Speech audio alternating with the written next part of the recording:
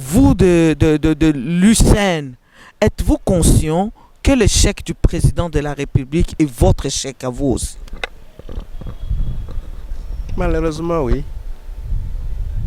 Ah oui, la victoire, elle se revendique et très souvent, elle est récupérée par ceux-là même qui n'y ont pas contribué. C'est pour ça que l'on dit que la révolution mange ses propres enfants. Oui, le président de la République a été élu d'ailleurs sous le label Fativite en termes de cash.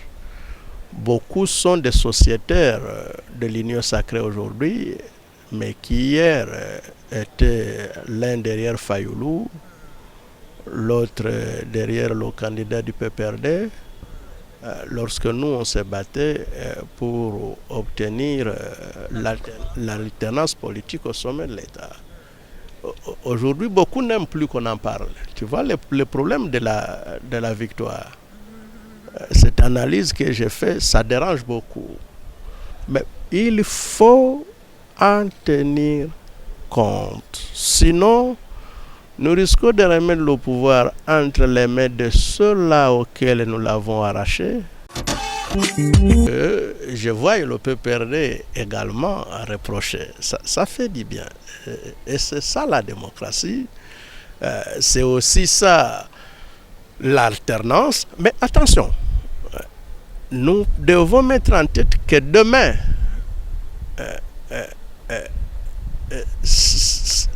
les mêmes reproches peuvent être formulés par nous.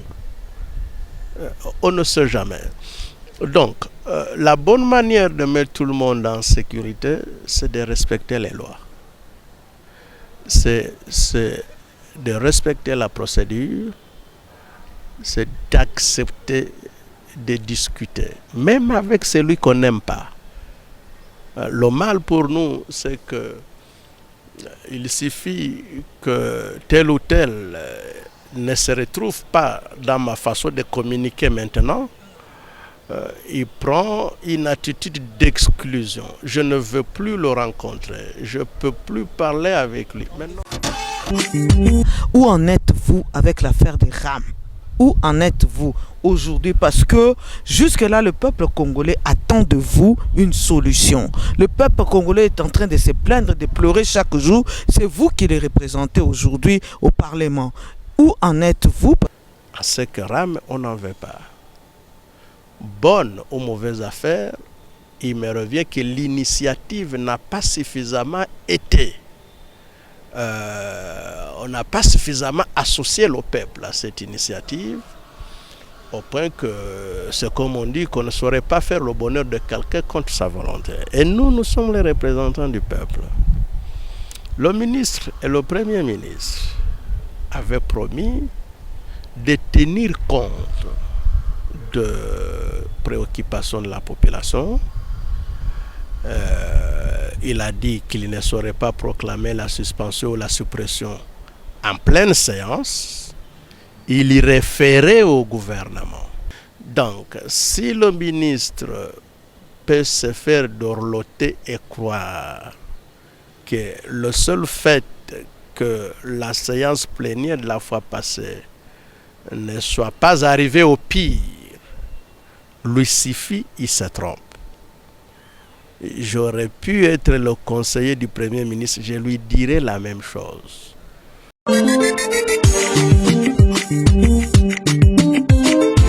Salut fidèles téléspectateurs habitués à ces grands magazines percés, je vous salue, heureuse de vous savoir nombreux devant vos écrans en train de nous suivre en ce moment partout dans le monde entier parce que Congo Web passe aussi sur internet. Si vous tapez www.congoweb.org, vous aurez Congo Web Télévision chez vous. Merci aussi à l'équipe de Congo Web Télévision, merci à la présence d'abord de mon invité vers qui je me tourne d'abord pour saluer et je vous présente, c'est monsieur Alfred Maïcha. Bonjour papa. Bonjour madame. Comment allez-vous? Vous allez bien? Oui, ça va bien. Alors, aujourd'hui, si je vous reçois, c'est d'abord, nous allons commencer d'abord par la présentation. Il y en a qui vous connaissent, il y en a qui ne vous connaissent pas, qui connaissent pas qui est Maïcha, qui est Monsieur Alfred Maïcha. Ils savent qu'il est député, il vient d'où, de quelle circonscription, ils ne savent pas. Est-ce que vous pouvez d'abord vous présenter à nos téléspectateurs, ceux qui ne vous connaissent pas? Merci. Oui, je suis Alfred Maïcha Bichobibiri. Je suis député national. Je suis élu de l'UNC dans la circonscription électorale de Bukavu, en province du Sud Kivu. Merci beaucoup, Monsieur Maïcha. Alors, nous entrons directement dans le vif de notre sujet parce que jusque-là, nous parlons de l'intérinement de Monsieur Denis Kadima. Je ne sais pas. Je sais que vous êtes, vous, les alliés des l'UCN, l'Union Sacrée. Vous êtes, vous aussi, d'accord pour cet intérinement qui, d'après ce que nous connaissons tous, cela ne s'est pas fait comme il se doit.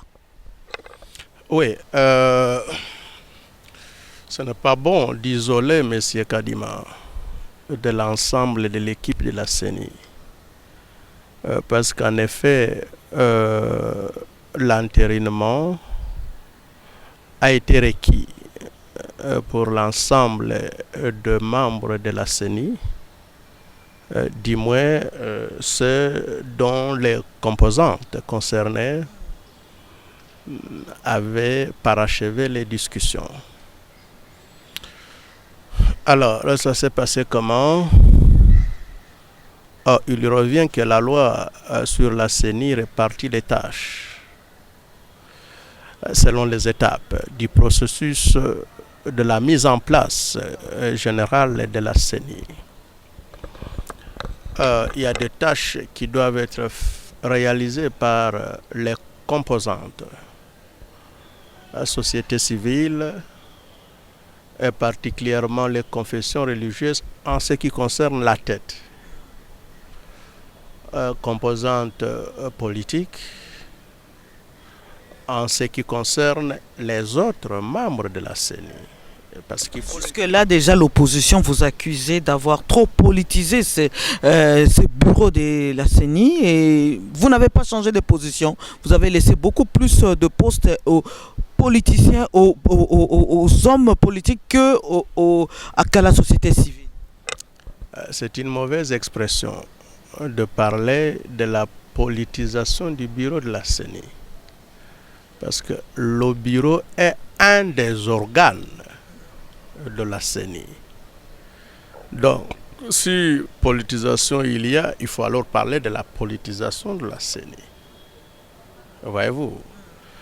Et nous avions dit depuis le départ, nous devons respecter les opinions de tout le monde pour que eux, à un moment qu'il le faut, respectent notre opinion. La CENI est d'abord un organe essentiellement politique, de par sa mission.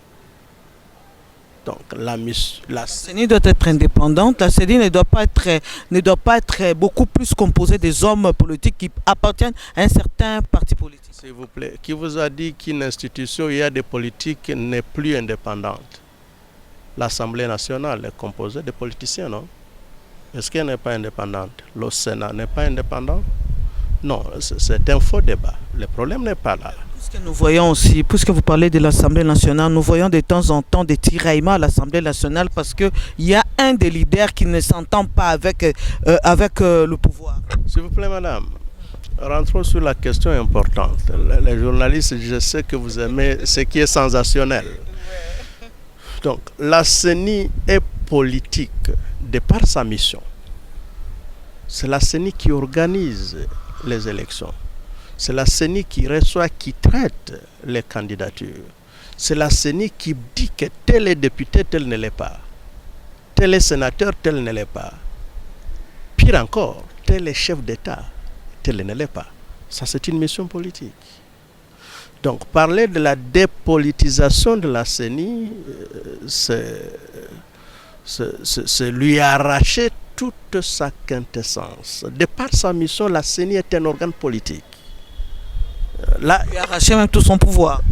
Ben, si on chargeait à la CENI d'organiser un repas, voyez-vous, d'organiser une compétition de football, ça resterait un organe à caractère sportif, social, mais à partir du moment où la CENI a des missions éminemment politiques, c'est-à-dire organiser la compétition politique entre politiciens.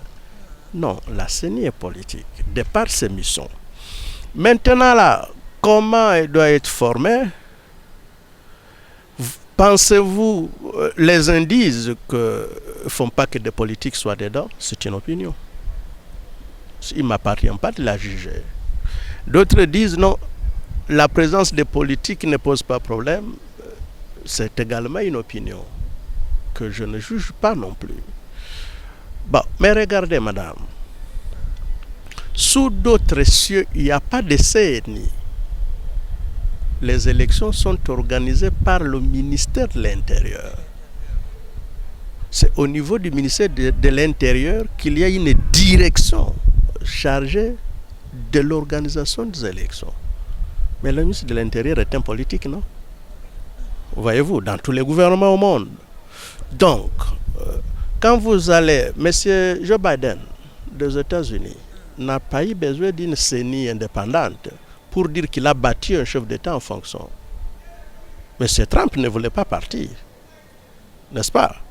Ah, mais c'est son propre gouvernement qui lui a dit, monsieur, tu n'as pas gagné. Il n'est pas société civile. Le ministère de l'Intérieur là-bas, c'est pas société civile. Donc pour moi, le problème n'est pas à ce niveau-là. C'est un problème d'homme. Aujourd'hui même, entre vous les politiques, il y a un soi-disant déjà un problème entre vous les politiques, vous n'arrivez pas à vous entendre. Déjà même au sein de l'Union sacrée. Et où est-ce qu'on s'est entendu? J'en conviens, nous politiques, on ne s'est pas entendu.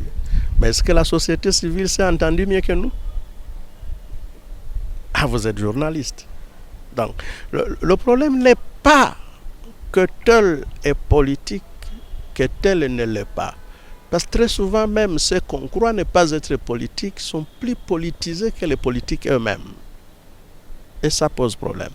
Donc, c'est un problème d'homme. La qualité d'homme congolais, la qualité d'acteur politique, la qualité d'acteur social, la qualité même, s'il vous plaît, d'acteur religieux. Parce que là non plus, la manière dont les choses se sont passées n'est pas de nature à nous inspirer. Voyez-vous? Donc je l'avais dit, je le répète, c'est un problème des sociétés congolaises. Ce n'est pas correct de penser que ceux des Congolais qui ont choisi de faire la politique comme moi sont de ce seul fait-là devenus moins sérieux, et que ceux d'autres Congolais qui ont choisi de faire autre chose, comme toi, journaliste, l'autre société civile, l'autre confession religieuse, soient devenus de ce seul et unique fait hommes honnêtes. Non. Il y a des bons partout, y compris dans la classe politique. Il y a des mauvais partout, y compris dans la société civile. Alors, l'important était que... Aujourd'hui, nous craignons que nous puissions vivre, excusez-moi, honorable, nous craignons vivre la situation que nous avons vécue les années précédentes avec le refus du référendum. Alors, nous n'allons pas vivre cette même situation-là, puisque les catholiques sont vraiment derrière et ils tiennent à ce que Kadima ne soit pas installé. Non, c'est-à-dire nous devons savoir communiquer là-dessus. Parce que, en effet, si le consensus national est brisé, il n'y a personne qui gagne. Même pas nous qui dirigeons. Même pas la société civile, même pas l'opposition. Il n'y a personne qui gagne, c'est le Congo qui perd. Voyez-vous?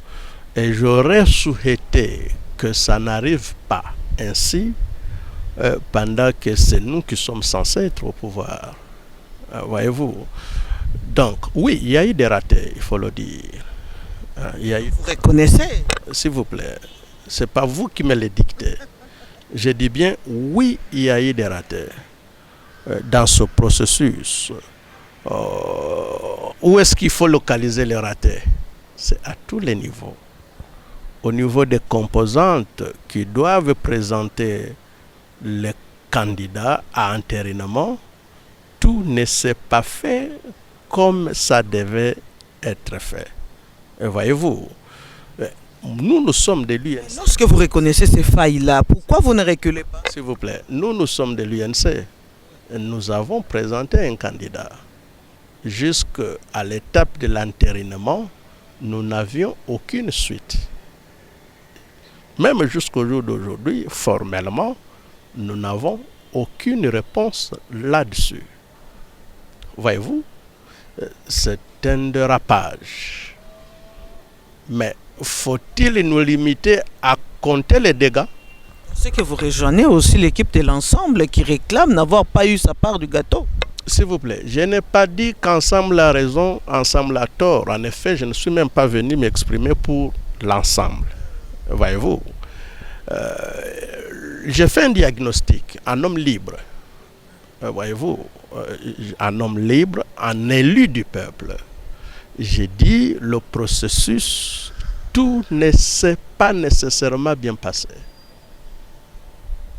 Il y a eu de dérapage de part et d'autre. Au niveau de la désignation de candidats, même la CENI, par les différentes composantes, soit-il les composantes de la société civile et ou politique, il y a eu des choses pas bien correctes. Voyez-vous, La commission elle-même, la commission paritaire, ce n'est pas fini. Au niveau du travail de la commission, je n'y ai pas été. Là également, tout n'a pas été nécessairement correct. Au niveau de l'entérinement également, la plénière était en direct. À mon avis, il y avait mieux à faire que ça. Mais est-il que le mieux, c'est l'ennemi du bon? Très souvent, on tire le bon pour le mieux. Et ce mieux-là n'est jamais atteint. C'est un idéal. Donc, je voudrais que nous puissions plutôt tirer des leçons de ça. pour vous, vous auriez pu faire mieux. Bien sûr, oui, bien sûr. Pourquoi ne pas les reconnaître? Bien sûr, oui. Je voudrais plutôt nous inviter à ne pas nous gonfler d'orgueil. Hein, comme s'il y avait un camp qui a pris le dessus sur l'autre. Qui a gagné? Un camp qui a pris le dessus. Je ne veux pas utiliser ton terme. Je ne voudrais pas qu'on présente la chose comme si il y a un camp qui a pris le dessus sur l'autre. Un autre camp qui a tout perdu. Non. Il n'est pas dit que si la CENI, telle qu'actuellement composée, va en marche, que nécessairement tel candidat gagne et que l'autre perd. Je dois vous rassurer que dans sa formation... Dans ce cas, est-ce que nous pouvons projeter un dialogue? Je peux finir l'idée, madame. Je peux vous rassurer que dans sa formation, la CENI Nanga n'envisageait pas au départ qu'un candidat peut perdre, peut échouer. Mais néanmoins, il a échoué. Donc, je voudrais nous inviter nous-mêmes de l'Union sacrée de ne pas croire que le seul fait de faire monter l'équipe CENI nous suffit. Non. Nous devons encore travailler et davantage. Je voudrais donc dire également aux autres partenaires que ne pas croire que le seul fait d'investir cette équipe signifie qu'ils ont tout perdu, ce n'est pas évident. Il faut toujours travailler. Le processus n'est pas achevé. Nous avons franchi des étapes. Il reste une étape ultime. Est-ce que nous pouvons envisager un dialogue, puisque l'ensemble jusque-là demande au président de la République de ne pas investir Kadima? Est-ce que nous pouvons envisager un dialogue? Mais les institutions, la démocratie se fait à travers les dialogues. On discute à tout moment. Dans le Parlement, on discute. Au gouvernement, on discute. D'ailleurs, la Constitution prévoit que le gouvernement doit recevoir l'opposition et discuter avec. Donc, le dialogue, ce n'est pas seulement pour Kadima. Kadima est un des acteurs de la vie politique nationale. Encore que, je voulais le dire, vous m'avez arrêté, le processus de sa désignation n'est pas clôturé. Il a franchi des étapes, lui et son équipe. Il reste une autre, du président de la République. La bonne manière de se tromper, c'est de croire qu'on maîtrise un chef d'État. Un chef de l'État a plusieurs canaux d'information qui dépassent même le canal officiel par lequel il peut s'inspirer et prendre position dans un sens ou dans un autre. Donc, je voudrais inviter à la modestie, nous tous qui pensons être dans la famille qui accompagne le président de la République, on ne maîtrise jamais un chef d'État. C'est le président Vital Kamerhe qui nous le dit tout le temps. Un chef d'État n'a pas d'amis, il n'a pas d'ennemis, il a les intérêts de sa nation à défendre. Et pour ça, il peut contredire n'importe qui et à tout moment, y compris nous-mêmes. Voyez-vous? Et pour ça, il peut écouter la voix de n'importe qui et à tout moment. Ce n'est pas une faiblesse. Au contraire, c'est de la hauteur. Donc, je ne voudrais pas que les gens présentent le dossier de la CENI comme un objet de duel. C'est comme si vous êtes en train de faire une recommandation au chef de l'État. On ne vous entend pas. Qui suis-je? Un député national, bien sûr. Oui, mais je dis bien, qui suis-je? Je suis député national, c'est vrai. Je suis citoyen congolais, surtout. Je donne une idée. Qui peut lui arriver? On ne sait jamais. Parce que je vous ai dit que les canaux d'information d'un chef d'État sont multiples. Et voyez-vous, mais surtout la nation congolaise. On n'a pas besoin de nous déchirer. Nous avions demandé un large consensus pour la désignation des membres de la CENI. Comme UNC, dont je suis porte-parole par ailleurs, nous avions demandé un large consensus. Et c'était possible. Le mal, c'est que nous nous évitons un peu trop mutuellement au Congo. Ce n'est pas bon. Nous aimons faire un peu plus de temps avec ceux qui sont de notre paroisse respective. Ça ne nous enrichit pas. Notre parti politique. Je voulais passer le parti pour parler de paroisse. Voyez-vous, ça ne nous enrichit pas assez. Et très souvent, pour s'être évité mutuellement, on crée des faux problèmes entre nous. Très souvent, on n'est pas divisé sur beaucoup trop de choses. Non, la méfiance. Nous devons donc briser cet ennemi commun dans la classe politique congolaise qui s'appelle la méfiance. Chacun se voit un peu trop grand. Pourtant, nous devrions avoir le temps de nous laisser connaître ce que les autres pensent de nous. Ça nous aiderait. Donc, même au niveau de l'Assemblée nationale, même du bureau de l'Assemblée nationale, le consensus souhaité n'a pas nécessairement été atteint déjà à ce niveau-là. Alors, maintenant, comment il faut procéder? Je crois que l'important pour nous n'est pas de savoir comment ça s'est passé jusque-là. L'important, c'est ce qu'il faut falloir faire pour que la République démocratique... Jusque-là, le climat n'est pas bon entre le PPRD et l'Union sacrée. C'est la méfiance, comme vous le dites. Oui, ça arrive. C'est une compétition. Elle est déchire. Lorsque Real de Madrid joue contre Barcelone, vous avez l'impression que les cœurs des supporters sont déchirés. Souvent même, à l'intérieur d'un même couple, on a des sentiments tranchés. Mais ça n'empêche pas de faire les enfants après. Voyez-vous. Donc, oui, la tension a pris de l'ascendance, mais c'est pour ça que nous sommes là, pour gérer ce genre de choses. Sinon, alors, à quoi ça servirait d'instaurer des institutions si ce n'est pas pour gérer des problèmes, notamment ce genre de problèmes. Donc, oui, le PPRD a fait des reproches. C'est de son droit de le faire et nous respectons son opinion. Hier, c'est nous qui lui donnions les mêmes reproches. Voyez-vous, moi, ça me fait du bien.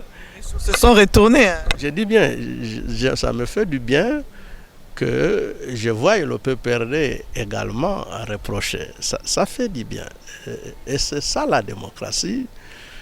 C'est aussi ça l'alternance. Mais attention, nous devons mettre en tête que demain,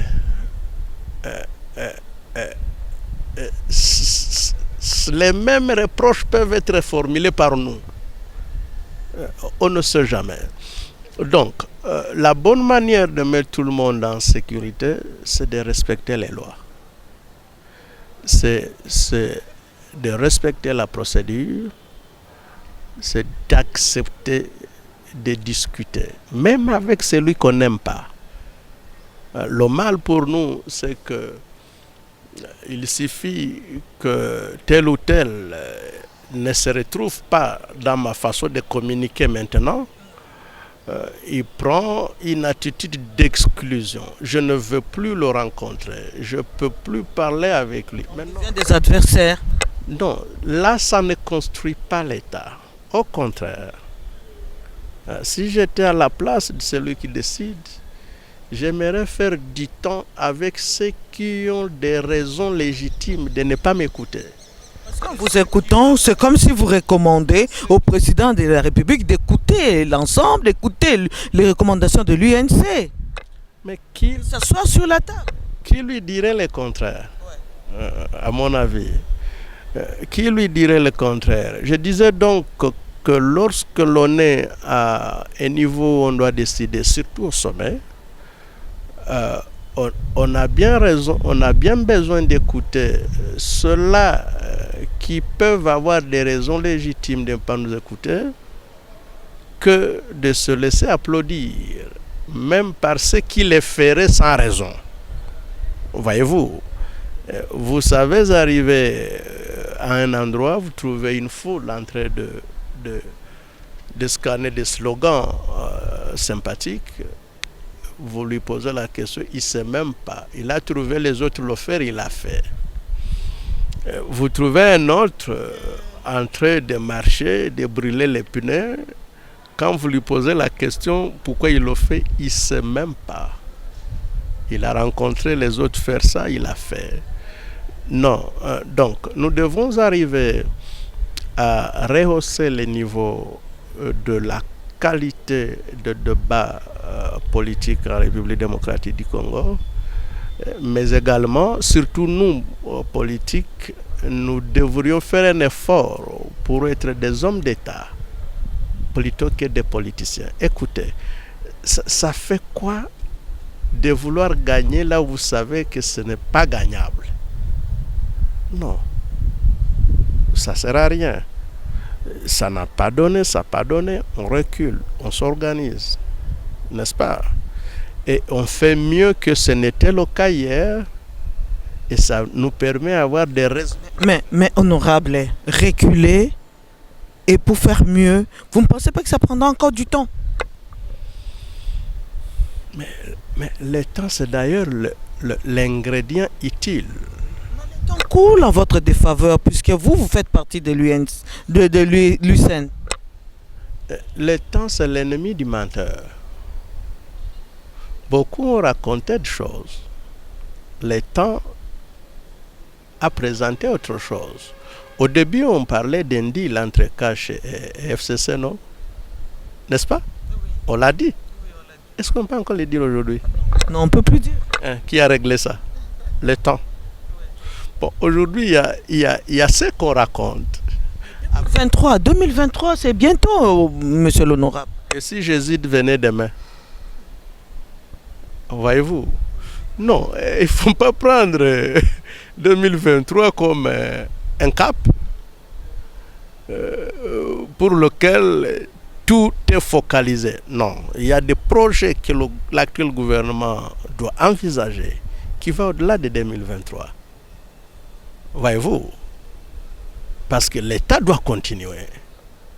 Et il y a des choses que nous pouvons faire déjà maintenant, sans nécessairement attendre 2023. 2023 est un rendez-vous constitutionnel pour le renouvellement de la classe politique, du moins à travers les institutions. C'est connu de nous tous, mais on ne peut pas avoir la tête figée uniquement sur 2023.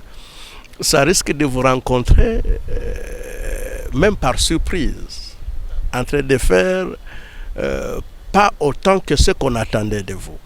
Donc, je nous invitais plutôt à construire un État qui dépasse 2023. Voyez-vous, l'Assemblée nationale, le Parlement ici où nous sommes, cet hémicycle, ceux qui l'ont construite. N'est-ce pas? C'est un projet qui a duré, qui dure sur un temps un peu plus grand. Maintenant, c'est nous qui sommes là. Voyez-vous, nous devons avoir des œuvres pareilles qui dépassent 5 ans à léguer à nos générations. Voyez-vous, nous devons avoir un discours politique, les habitudes politiques un peu plus nettoyées, qui permettent que on nous fasse confiance. Non, je dois vous le dire que moi-même, la manière dont la plénière s'était passée ne m'honore pas. Il y avait mieux que ça à faire. Voyez-vous, je vous dis que je pense que je suis capable d'envisager les mêmes résultats, mais avec moins de dérapage que ce qu'on a connu. Mais alors, parce qu'il en a été ainsi, faut-il jeter le linge à son bébé? À mon avis, non. Donc, il y a un inventaire à faire.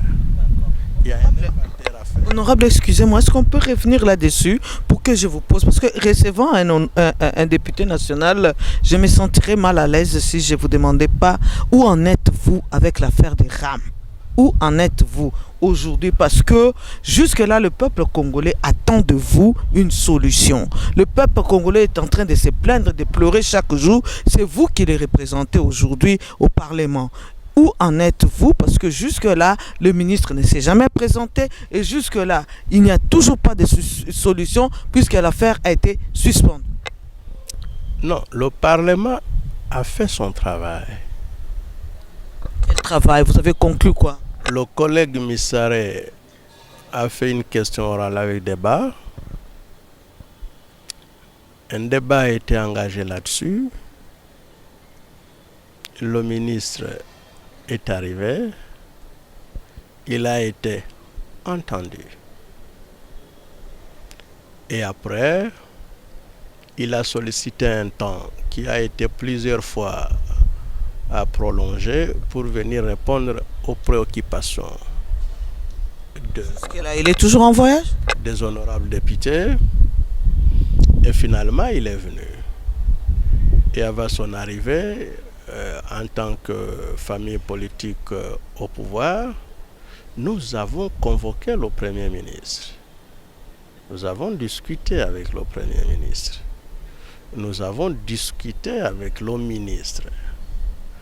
Et en tout cas, dans une forme d'unanimité au niveau des députés de l'Union sacrée, nous avons relayé les préoccupations du peuple congolais. À ce que rame, on n'en veut pas. Bonne ou mauvaise affaire, il me revient que l'initiative n'a pas suffisamment été, on n'a pas suffisamment associé le peuple à cette initiative, au point que c'est comme on dit qu'on ne saurait pas faire le bonheur de quelqu'un contre sa volonté. Et nous sommes les représentants du peuple. Le ministre et le premier ministre avaient promis de tenir compte de préoccupations de la population. Il a dit qu'il ne saurait pas proclamer la suspension ou la suppression en pleine séance. Il y référait au gouvernement.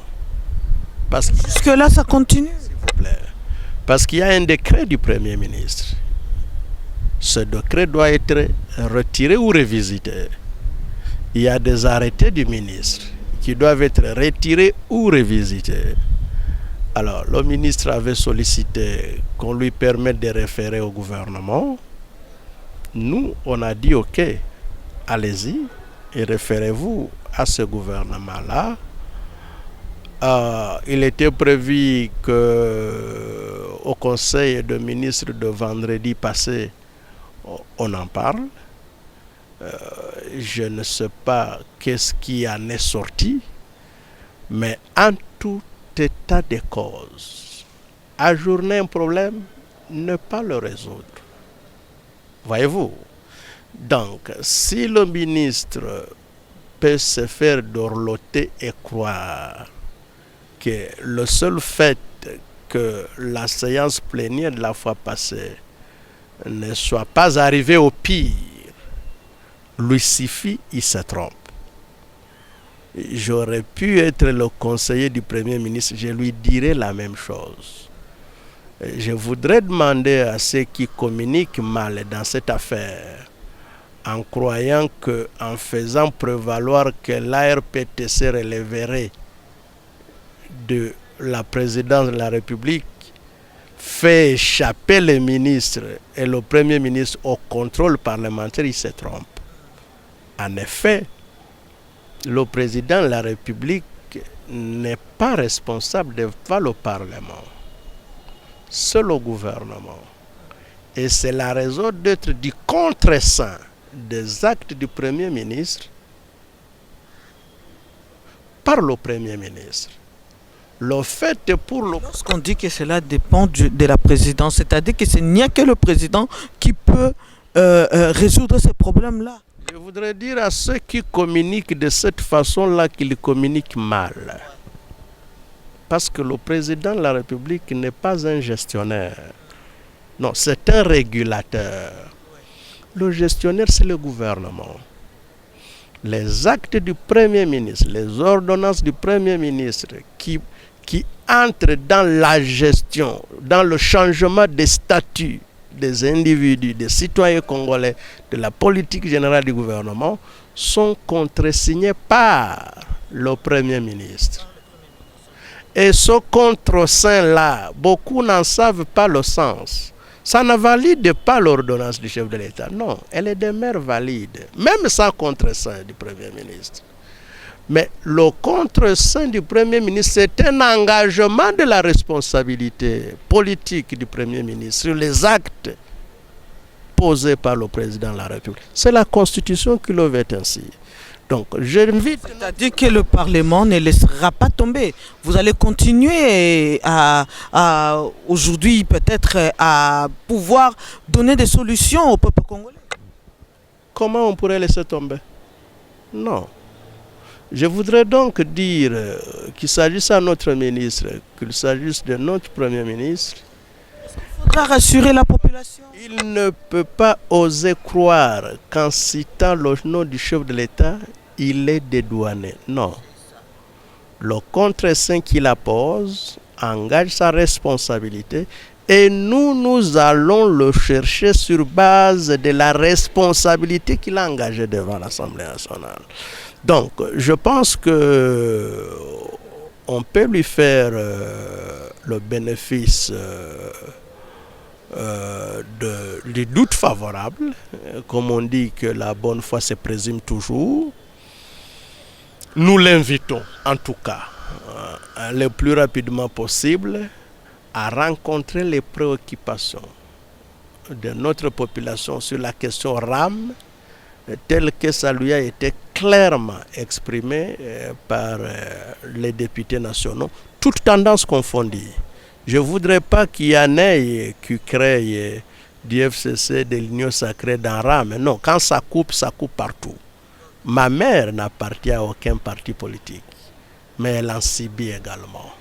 Elle subit les effets des RAM. Voyez-vous?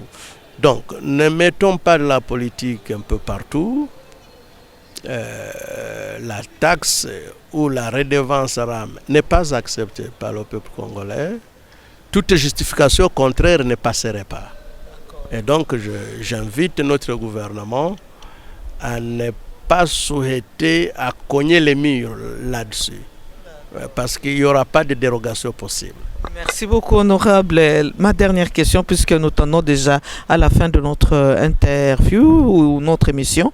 Ma dernière préoccupation est de savoir, est-ce que vous de l'UNC, vous de l'UCN, êtes-vous conscient que l'échec du président de la République est votre échec à vous aussi? Malheureusement, oui. Ah oui.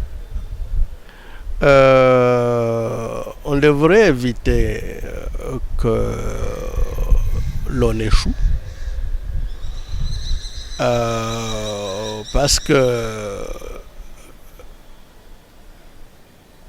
l'échec est orphelin. On ne le revendique pas. Par contre, la victoire, elle se revendique et très souvent, elle est récupérée par ceux-là même qui n'y ont pas contribué.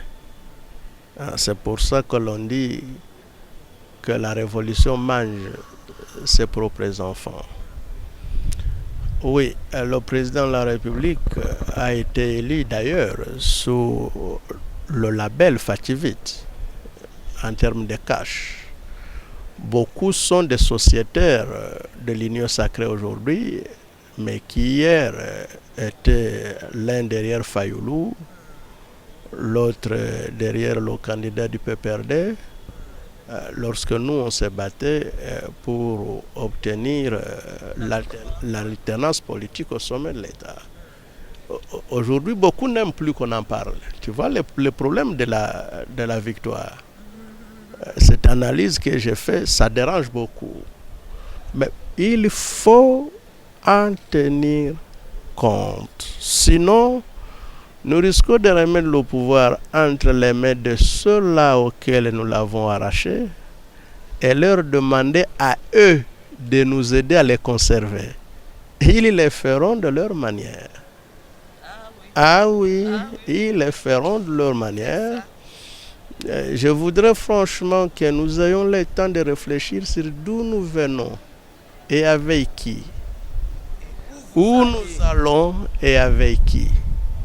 Parce que si on ne sait pas faire ce genre d'analyse, tellement la victoire amène de l'engouement, nous risquons de nous retrouver, nous faire coacher par ceux-là même auxquels nous avons arraché le pouvoir, qui n'ont pas fini à le regretter, à en regretter la perte, et qui nous aideraient très bien de l'égarer demain. On ne souhaite pas que cela arrive. Il y a encore un peu de temps. Il y a des choses corrigibles. Ça, il faut le dire. Il y a des choses corrigibles. Il y a de la cohésion nationale qu'il importe de recréer davantage. Il y a des décisions courageuses que le chef de l'État devra prendre, parce qu'en effet, c'est lui le président de la République. Sommet, oui.